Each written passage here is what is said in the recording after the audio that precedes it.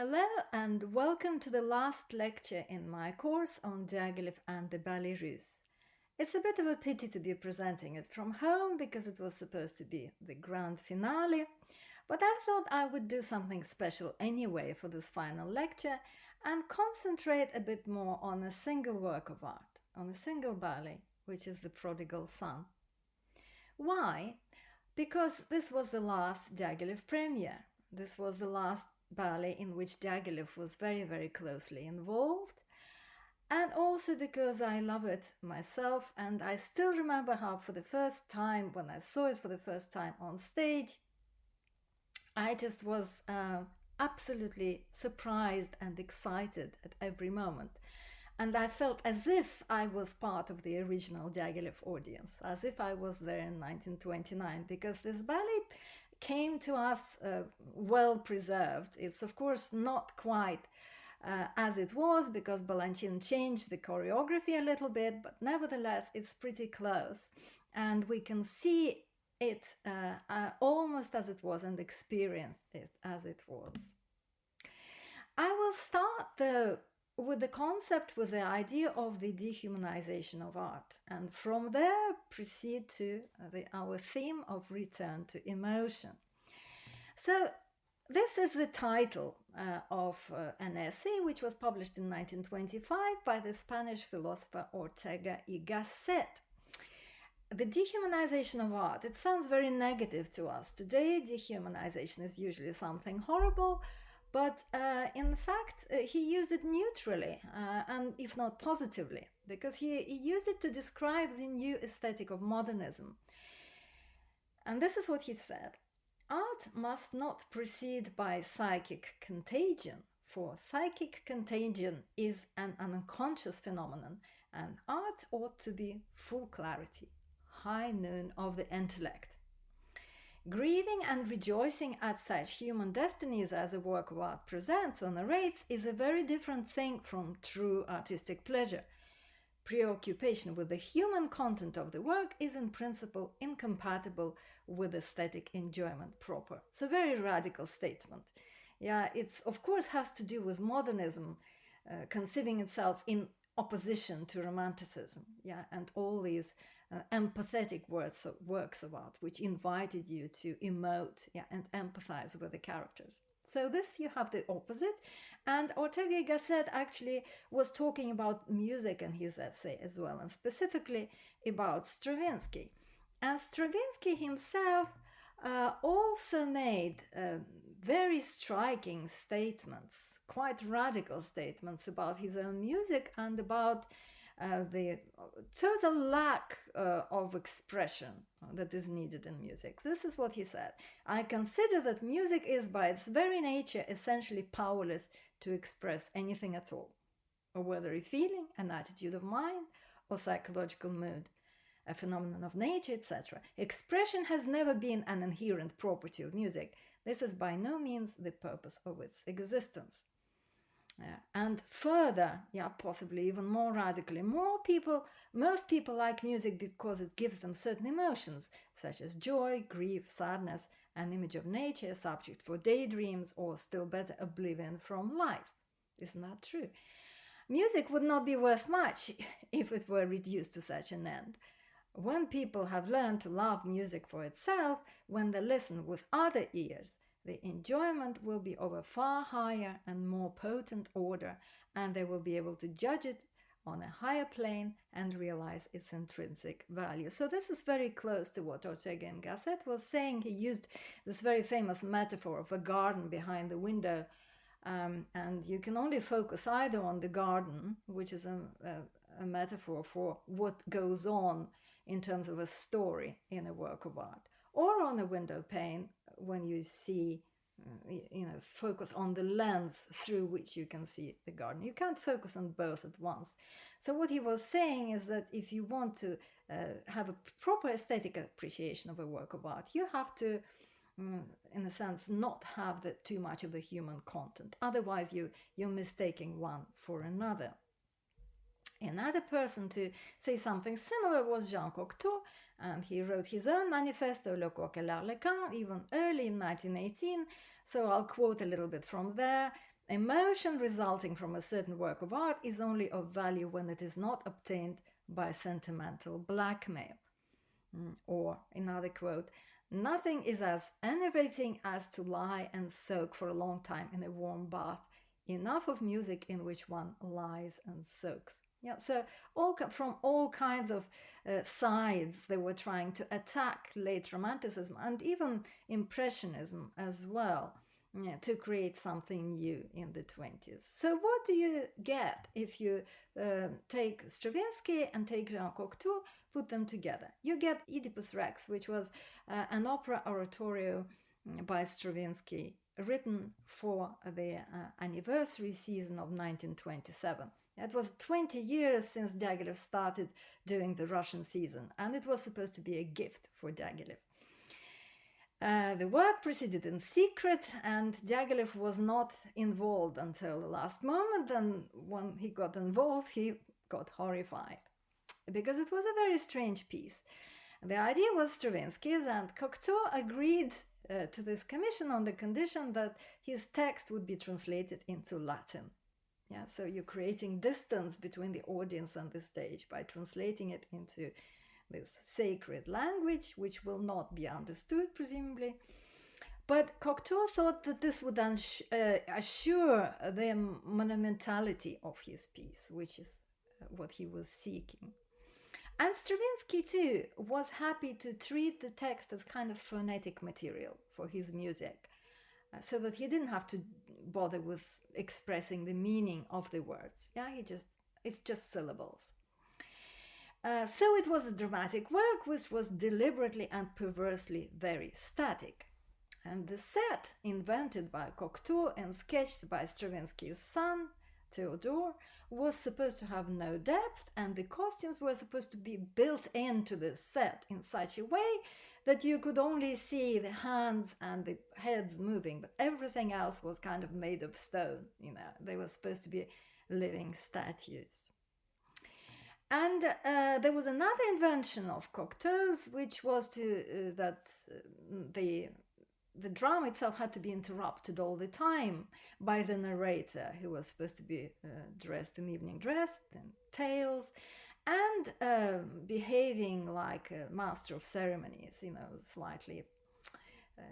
slightly snobbish, I guess, presentation, or kind of educational presentation, slightly condescending to the audience, relating the story of Oedipus.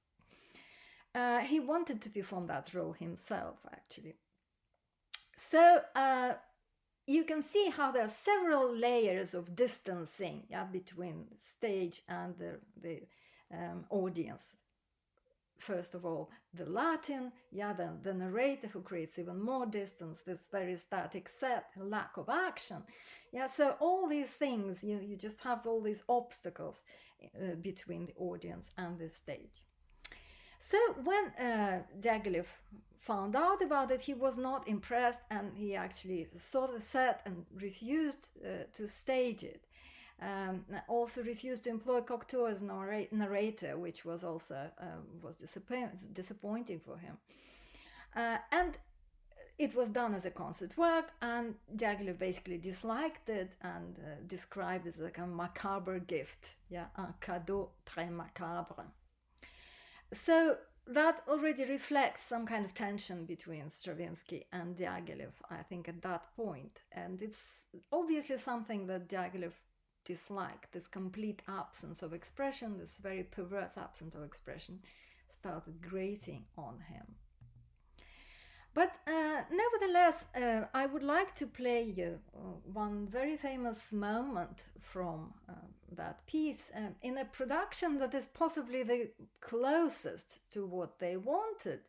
And yet at the same time, you can see that it departs, because you can see a very, very expressive performance of Jesse Norman as Jocasta.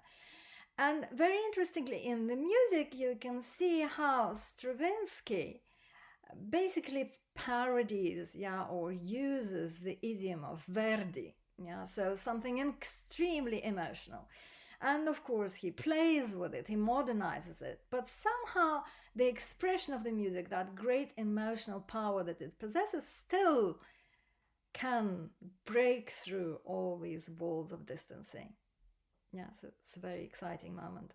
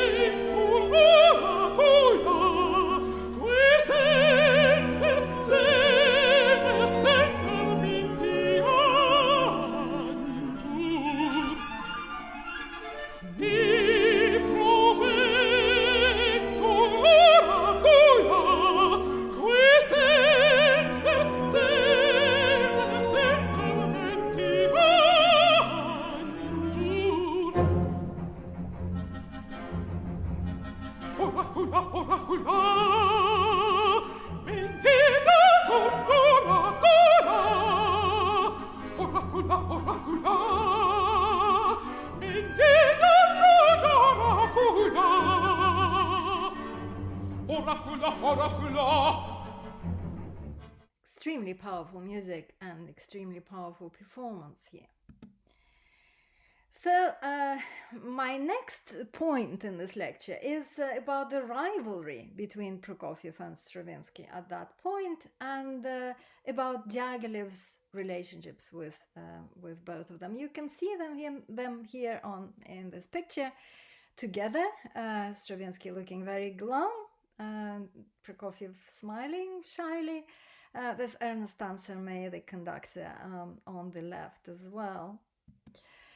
So in 1927, Oedipus Rex, which, as I said, was not successful, played against Le Pas d'Acier, which, as you may remember, was Diaghilev's Bolshevist ballet, Prokofiev's Bolshevist ballet, which Diaghilev made him do, and which was a very risky idea, but nevertheless it succeeded because the public loved it.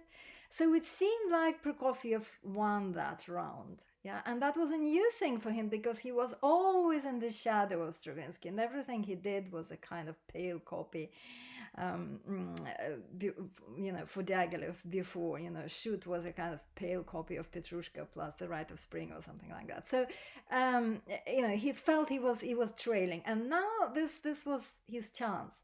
And of course, he did dearly want to be on the right side of Diaghilev and admired him hugely. In 1928, of course, there was great success of Stravinsky's with Apollon Musagette, Stravinsky and Balanchine. We talked about that. It's a great piece, but there was something that Diaghilev disliked about it, I think, because he made a big cut in it in subsequent performances and without consulting Stravinsky. And Stravinsky was very, very upset about that. And as for Prokofiev just didn't like the whole idea of neoclassicism, which is using borrowed materials, borrowed musical idioms. And he said, it's pitiful material, stolen from the most disgraceful pockets. Gounod and Delibes and Wagner, even Menkes. Yeah, Menkes, the ballet composer, Delibes, another ballet composer. Obviously, Prokofiev didn't respect them very much. And in 1928, also something else happened that really increased this rift between Diaghilev and Stravinsky. And that was Stravinsky doing a ballet for Ida Rubinstein, which was the rival company. And it was the Fairy's Kiss, or Baiser de la Fée, based on the music of Tchaikovsky. And this is what Diaghilev said in a private letter about it. It was an ill-judged choice of music by Tchaikovsky, tiresome and lachrymose, allegedly brilliantly orchestrated by Igor. I say allegedly because to me it sounds grey and the whole style is moribund. Yeah, so that's quite powerful. And I won't even quote what he said about Ida Rubinstein's dancing. He just had complete contempt for her. So that didn't go down very well. And in 1929, Prokofiev's new ballet, in which Diaghilev was very, very involved, was playing against an old ballet by Stravinsky, which was an example of this dehumanization, because it was a burlesque ballet, Renard. Yeah, it was, you can see the costumes. This is a kind of fable about animals, yeah, the cockerel and the goat and the cat, and there's not very much that you can even understand in the text. It's all based on nonsense lyrics. It's a wonderful piece of music, but it is something that belonged to an old aesthetic that Diaghilev didn't quite associate himself with anymore. So let's finally address L'Enfant Prodigue, the Prodigal Son, this new ballet that Diaghilev commissioned from Prokofiev. So to create this scenario, he used Boris Cachno, who was his secretary and one-time lover, and basically somebody he relied on, his librettist. For design, he invited Georges Rouault, and we're going to see the sets in a moment, and the choreographer was supposed to be Balanchine. So this is Cachno and Diaghilev.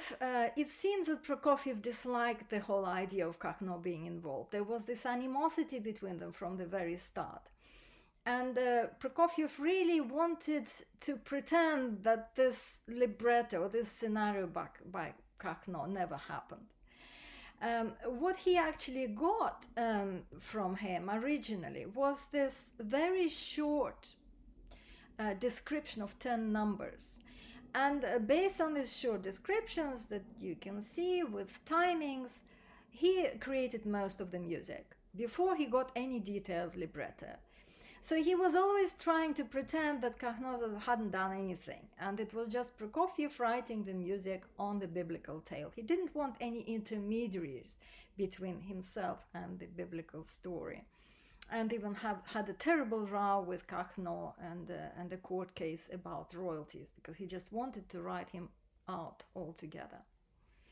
Anyway, the idea of the scenario was to transfer the parable of the prodigal son onto the Russian soil. And you might be surprised by that, because actually it doesn't look very much like a Russian ballet. There's not much that's Russian. There's tiny details maybe in the costumes, in the choreography, and in the music occasionally that set it in Russia. But I think the Rouault main design of the sets it somewhere in the Near East and makes it much more universal. So Balanchine thought that the story was great. This is what he said about it. I think this is one of the best of all ballet libretti. It is simplicity itself in the form of A, B, and then A again. It's a story of someone who has everything, who throws it all away to have nothing, and then has everything again. It seemed relatively simple to portray the roles of father and son. No one would mistake their identity. The story of the older son was not interesting for the dance, and we wisely omitted it from the idea of the ballet. Now, you might be also surprised about that, because some commentators on the Bible will say that that story, that part of the story about the older son getting jealous of this offender being treated so nicely by his father while he had done nothing wrong, is possibly the main point of this parable. But, they just got rid of it. Why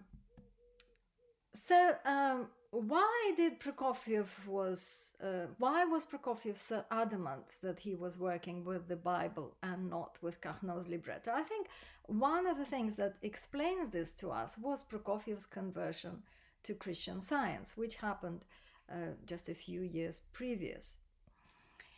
Much has been written about it. It's interesting to read about this in Prokofiev's diaries, and it seems that he used Christian Science very much in this very utilitarian way, in an attempt to control his state of health, his mood, to get rid of his headaches, to be less angry with his wife because they were having terrible rows.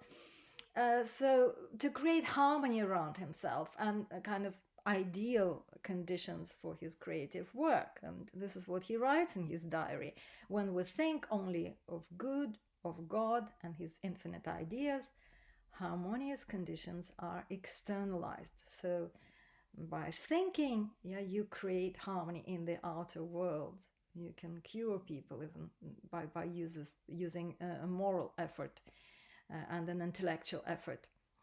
So this is what Christian Science was for him. But in any case, I think that is why this Christian parable had special significance for him. It was dear to his heart. And interestingly, in the piano pieces that he played for Diaghilev as an example of his style at the time, which are called choses en soi, things in themselves, he was looking to create this purer and simpler style, I think, because of the influence of Christian Science. And this quest continues in the ballet.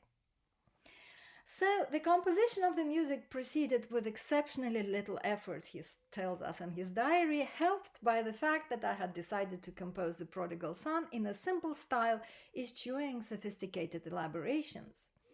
Diaghilev's parting words to me had been, your piano pieces, these piano pieces choses en soi, are a shade arid. I want the ballet you're writing for me to be more straightforward. And what he means is more emotionally straightforward, and simpler in style. And Prokofiev gives us a very good elaboration of this. This is another quote from his diary. The term modern in music used to be attached to the search for new harmonies, then moved to the search for beauty in all kinds of insincere contrivances and complexities. More perceptive composers soon tired of this and went back to seeking simplicity. Not, however, the old simplicity, but a new one. Diaghilev, of course, was with this new wave. So, new simplicity in music, this is what we're talking about. From Prokofiev's wonderful diary, we can trace the whole process of composition and the whole process of Diaghilev's involvement. Diaghilev heard the ballet 7 times as a work in progress and gave the most detailed advice and criticism, asked him to rewrite certain numbers, to make cuts and also to make additions, even to gave him advice on how many bars he has to have at the very end, add 1 bar more. It's just amazing to what extent he was involved in this score. Prokofiev was very, very inspired when working on this ballet. So he sort of overfulfilled the plan and actually composed the symphony at the same time from the overflow of music from the ballet, and also using some of the music from the ballet. The most problematic character was the siren, or the temptress, or the seductress, whichever way you call her. Because Diaghilev wanted the music for her to be more explicitly erotic. This again, what Prokofiev is saying. My conception had been of a shadowy, mysterious being seen through the eyes of an innocent youth. Seductive, but as yet unknown. Diaghilev, however, wanted a sensual creature whom he proceeded to describe in a string of graphically obscene expressions. I think that's fascinating. They had a little bit of an argument about this, and in the end, Prokofiev rewrote the theme. I still think that it is not erotic music. It is certainly sensuous and sensual, and it has all these little glissandi slides in it. And yet you can easily imagine, I think, it even with a character like Juliet, for example, from Romeo and Juliet, it has some kind of purity and transparency about it. Still, I'm going to play you just the theme.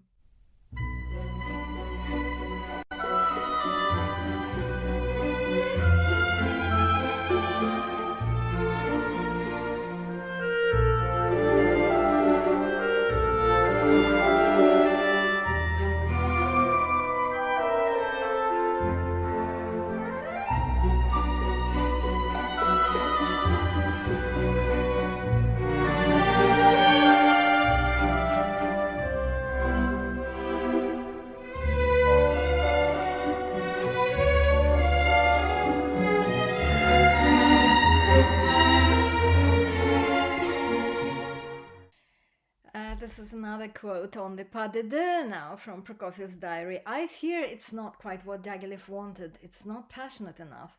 He now wants the exact opposite of what he was advocating to me in Rome in 1915. A trait he shares with Stravinsky is to insist with unassailable conviction that only such and such music is worth composing, and then a year later to maintain the opposite.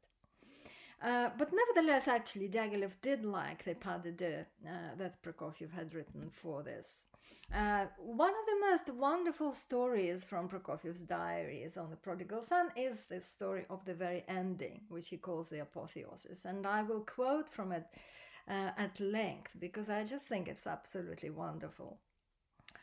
I had not yet conceived the end of the ballet. I said in this libretto the end is envisaged as a kind of apotheosis, but this is inappropriate. We need something more nuanced. I suggested borrowing a theme from the second Choses en Soi, which I love very much, but Diaghilev was reluctant to accept this. It should be simpler, he said, softer and more tender. And indeed, I felt myself that the theme that I had suggested was not quite right. We parted on good terms, Diaghilev happy with what he had heard of the ballet. Later that night, falling asleep, I was still searching for a new theme, limpid and unclouded. I thought that a melody illustrating a parable from the Gospels should seem to be coming from on high. About 1 o'clock at night, I got up and jotted down 2 bars. Straight away in the morning, I worked on the idea that had come to me last night, the concluding scene of the ballet when the father embraces his son. My aim as I worked was to preserve the essence of the previous night's afflatus. And the result was an absolutely superb theme, and all day I was walking on air as if it was my name day. It's not being very modest here, but let us hear it first without the choreography. Just listen to it.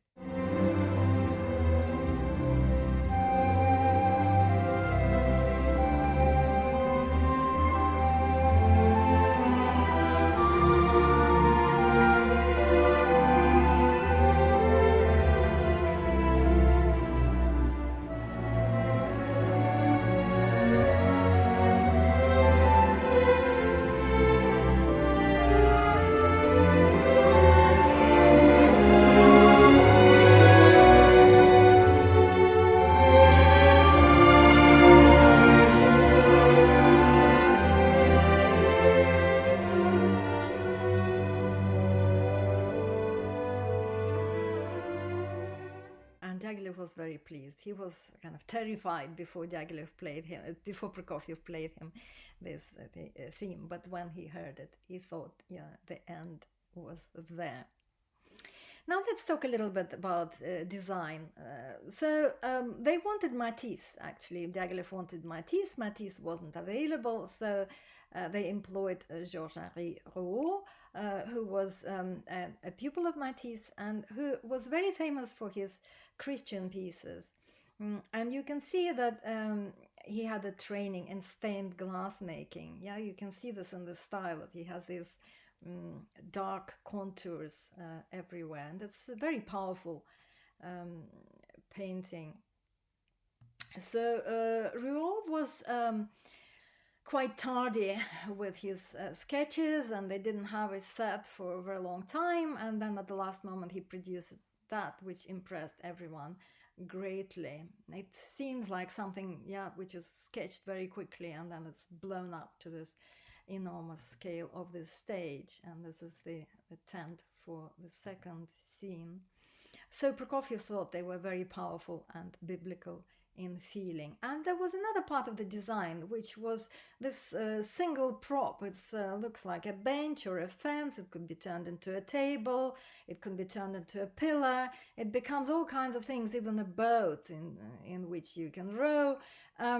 This universal kind of constructivist idea of using something very simple and pretending it's different things. So that was the idea of Balanchine, and as he said, he invented it in order to fill the time somehow, because Prokofiev actually wrote much more music than was required of him. So here you can see wonderful pictures of Serge Lifar, who was the prodigal and the original Prodigal Son, and Filia Dubrovska, who was the siren. So the issue of choreography, Balanchine really didn't like working on this ballet quite as much as he enjoyed his collaboration with Stravinsky on Apollo. That is clear from what he says. He said Prokofiev was a bastard, so I had to invent to fill out the music. The big prop is my invention to fill time. Yeah, he says, well, what are we going to do? There is no dancing, especially after the prodigal son is beaten up and kind of incapacitated. He can't dance. He just crawls on stage, and you have 6 pages of music to choreograph. What do you do with it? So thankfully, Lifar really identified with the role, and at the last moment produced this very inspired improvisation, which I think won the day. Other points on the choreography, yes, what Balanchine says, that he had in mind the Byzantine icons that are so familiar to all Russians. Possibly in the image of the father, most of all, and these family scenes you can sometimes see in the groupings. There is something from the icon. And also in the choreography, you will find this very experimental influence that comes from Balanchine's background, because he just came from the Soviet Union, where ballet was incredibly avant-garde at the time, and he was influenced by choreographers like Galezovsky and Fouriger, and he was part of this so-called FEX, eccentric actor factory. So he actually was familiar with all the new sort of eccentric things to do on stage, and you will see some of them, especially in the part of the siren and also for the companions. So let's start with the sun. Yeah, the sun is presented from the very start as this virile virtuoso. There are neoclassical elements, the high jumps, incredibly exciting, but towards the end it will be completely the opposite. Yeah, it will be based on mime and these very highly expressive movements, which were partially improvised by Lifar. Let us see the very beginning. The one more thing I want to say about this beginning is that you will hear this very active masculine theme at the start, and then a more feminine, a more lyrical theme.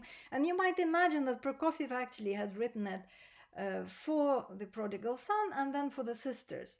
That's not how it's staged.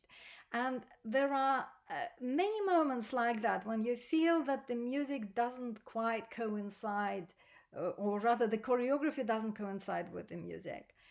And I think Prokofiev was slightly disappointed by that, maybe not even slightly, but that I think was a necessity, because really there was no proper collaboration between Prokofiev and Balanchine.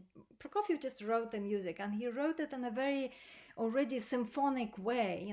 Various themes were appearing several times, so it was very difficult to stage it to the music. And I think Balanchine still did a wonderful job. It all fits somehow. Let us see the beginning.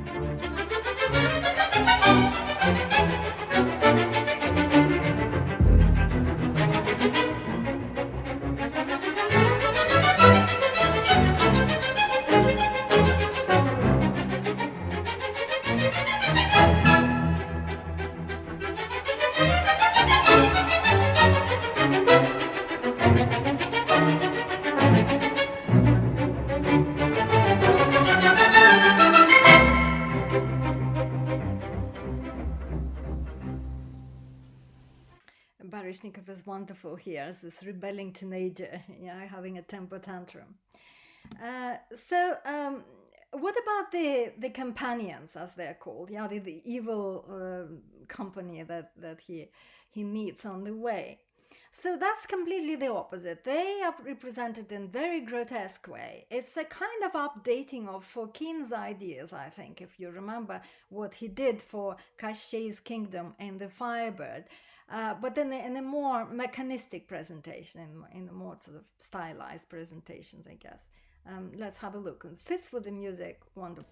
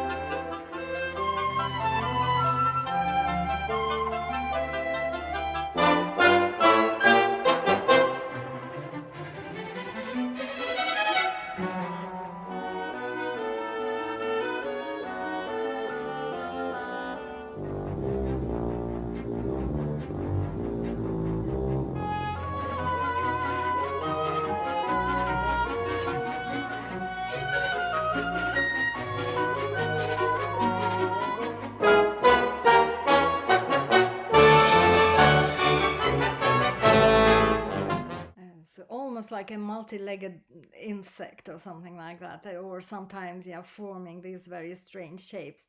So really striking image of these companions.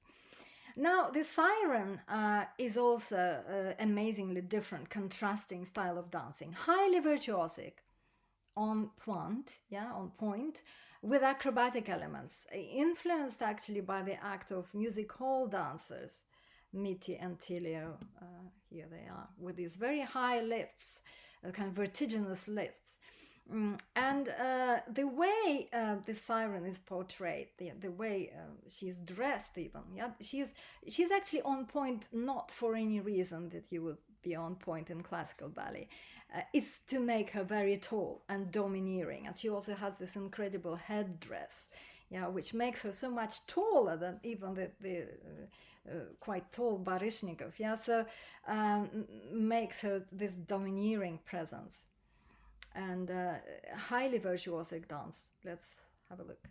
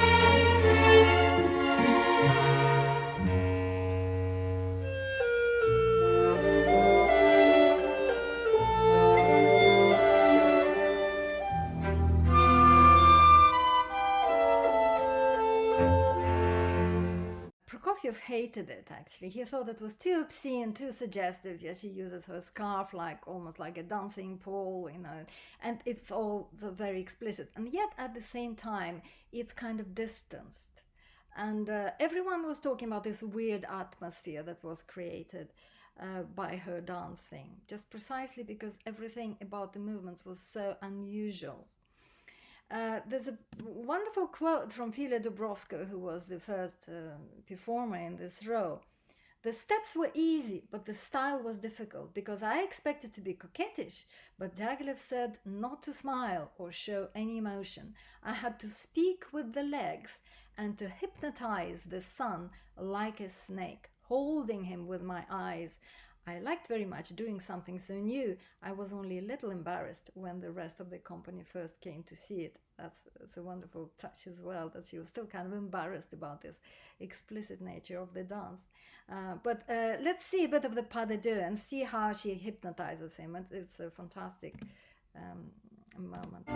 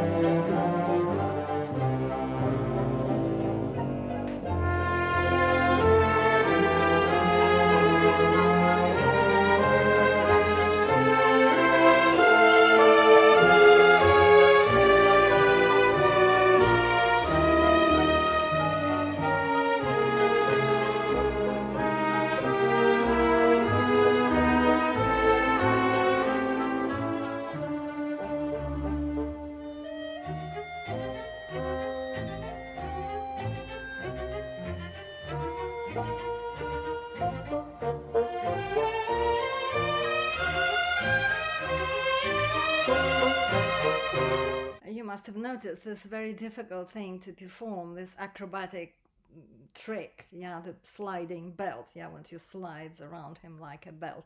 That was the bit that they borrowed from this famous music hall review couple.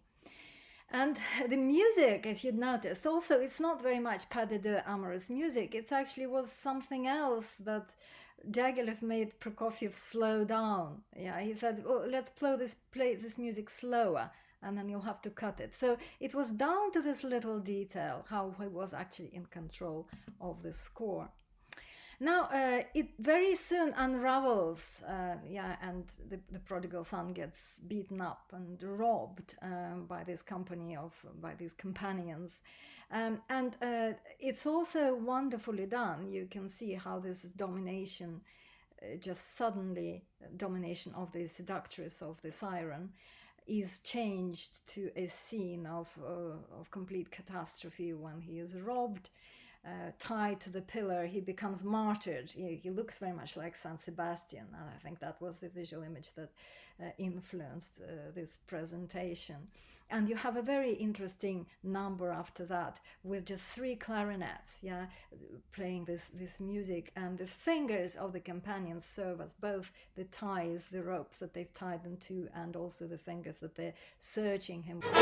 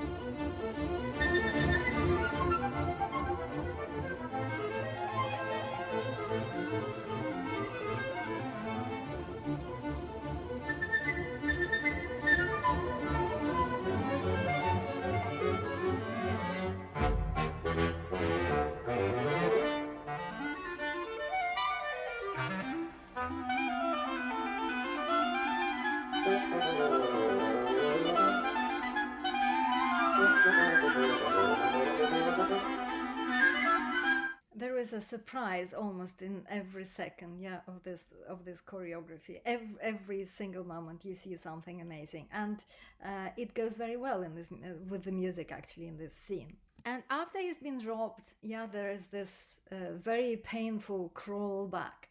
And what do you do? Here, Balanchine was really in trouble, because he had this 6 minutes of music to deal with and nothing to do. A dancer who can't dance. So we can see a little bit of what sort of was improvised by Liffard, I suppose, for this. And it really depends on this solo artist, on the dancer, to come up with something that would really move you at this point.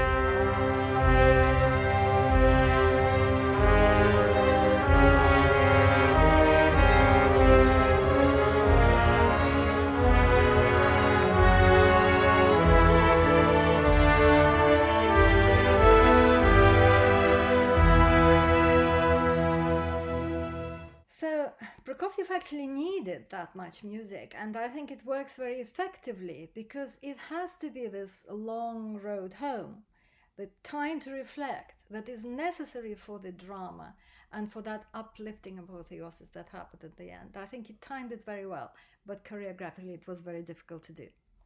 So, what was the reception? The audiences warmed to it, loved it. These are various quotes from the critics that you can see, and I think possibly the most interesting of them is the one by Andrea Levinson, who said that it's a combination of the pathetic and the caricature. Yeah, so the pathos and the caricature. And that's a very, very interesting idea because indeed we have two aesthetics here at the same time. Grotesque dancing for the companions and this very expressive, highly expressive and emotional dancing for the prodigal son. I can compare it with something else that happens in one of the lectures I've given last year. It's about Shostakovich's opera Lady Macbeth, exactly the same thing, that some characters are humanized and some are dehumanized. And you, as an audience, are manipulated in this way because you know from the grotesque music or grotesque dancing that you should have contempt for these characters. And on the contrary, for the lyrical characters, you have to have empathy. So something that Shostakovich does it very similar that Diaghilev has thought up in this ballet, and Prokofiev, of course, embodied so well. This is a quote, also a very good quote from Lydia Sokolova, or Sokolova, as they called her, one of the dancers in the troupe. And this is what she said at the time. In recent years, the Russian ballet had fought shy of the dramatic and passionate works for which they had originally been famous. And Balanchine's specialty was a kind of up-to-date classicism. Now he had to do something to match the grandeur of the parable and the force of Prokofiev's music. Lifar was given an opportunity to let himself go in an emotional role, the like of which had not been seen in ballet since the days of Fokine. So a return to emotion, yet in a very different way, as you have seen. We have to talk about the very end, and briefly I will tell you the circumstances of Diaghilev's death. It was very sudden. It happened very soon after the season ended. It happened in Venice. Stravinsky was still on bad terms with him, and I think that was a wound that never healed, that Diaghilev died without them reconciling. But Diaghilev all the way knew what Colossus Stravinsky was. And this is a passage from a private letter from 23rd of July 1929, when The Rite of Spring was performed in London, and with great success. And this is what he says: "Yesterday Le Sacre was a real triumph. The imbeciles finally grasped it. The Times says that Le Sacre is for the 20th century what Beethoven's Ninth Symphony was for the 19th. At last." So Stravinsky was still on his mind. He was buried in Venice on the San Michele cemetery on the island. This is his grave. Here you can see Stravinsky taking flowers to his grave, and after he died, he was also interred there at his own request, next to his mentor. For Prokofiev, it was also a huge tragedy, Diaghilev's death, because his big ideas of becoming the new Stravinsky, which he potentially could have become had Diaghilev lived for another maybe 5 years and produced several more ballets with him, was not to materialize. And that partially made him actually choose the return to the USSR. By way of concluding the series, I put together in a very condensed way, a few points about the ballet russe and their significance. They completely overhauled the ballet genre, making it a cutting-edge artistic enterprise, but without losing the core audience of balletananes yeah, it was still exciting for the lovers of ballet, but it also brought some new audiences who enjoyed the artistic provocation. They reimagined ballet as true synthesis of the arts, where each one can come to the fore at different points. There are some ballets driven by design, as we know, like La Chatte, or some of them are driven by the music, by the score, as in this case, in the Prodigal Son. And in some of them, yeah, there's a perfect alliance of music and choreography, such as Apollo or The Rite of Spring. They explored a huge variety of modernist ideas, sometimes playing them off against each other, doing exactly the opposite what they had done the previous year. Diaghilev really created a hothouse for experimentation among leading international artists, who were often placed in competition with each other, and that motivated them to go further, one step further, to outdo their rivals. And of course, they are sometimes forced in these collaborations. Sometimes these collaborations didn't work, but Diaghilev didn't mind occasional failure to try out, to bring Picasso into something that he didn't particularly like, or it wasn't worried about that. And sometimes it worked really well. And finally, they managed to draw attention to Russian culture first as an exotic newcomer to the international stage, but then raised its status so it became an essential component of international modernism. I think by the time we are in the 20s, all these artists such as Stravinsky and Prokofiev are not necessarily seen as Russian, but they are cutting-edge modernist artists in the heart of Europe. And this is what Diaghilev had also done. And to end on this note of pathos, I guess, I decided to end with the ending of The Prodigal Son and just leave you with that. It's a wonderful moment which always takes my breath away, and some wonderful moment where both the music and the choreography do something special, something amazing, something profound, something lasting. It's a great scene to end on. And before I do that, I would like to thank you for your attention and for staying with me if you watched all the lectures, for coming to my lectures, for asking your questions, for motivating me, for making me inspired. Thank you very much. It was a great thing to do. I really enjoyed it, and I hope you enjoyed this last clip. And